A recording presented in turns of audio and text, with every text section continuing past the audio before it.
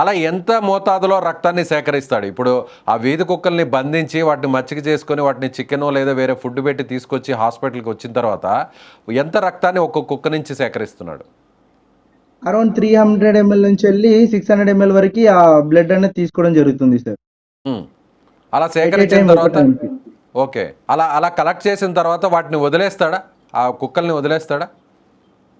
Sir ఆ డాగ్‌ని అప్పుడే వదిలేయం sir. At least ఆ పెట్ నుంచెళ్ళి మనకి 1 లీటర్ నుంచెళ్ళి 2 లీటర్స్ వరకి బ్లడ్ ఏదైతే ఉంటుందో, సో, అక్కడి నుంచెళ్ళి వచ్చేంత వరకి నీడ్ ఉన్నంత వరకు ఆ బ్లడ్ తీసుకోవడం జరుగుతుంది. దాని తర్వాతనే ఆ బ్లడ్ అయిపోయిన తర్వాతనే మొత్తం బ్లడ్ తీసుకున్న తర్వాతకి ఆ పెట్‌ని తర్వాత 1 వీక్ గావచ్చు, ఒక నెల రోజులకు గావచ్చు దాని తర్వాత వదిలేస్తారనమాట. నెల రోజుల్లో ఆ కుక్కల్ని ఎక్కడ ఉంచుతారు మరి? బోర్డింగ్‌లోనే ఫుడ్ ఇస్తూ ఉంచుతాం సార్. అంటే ఒక్కొక్క కుక్క దగ్గర నుంచి దాదాపు 2 లీటర్ల రక్తాన్ని సేకరిస్తారా? అవును సార్. సో, ఎట్ ఏ టైమ్‌లో ఒకేసారి 300 ఎంఎల్ నుంచి 600 ఎంఎల్ వరకి ఒక్కసారికి తీసుకోవడం జరుగుతుంది సార్.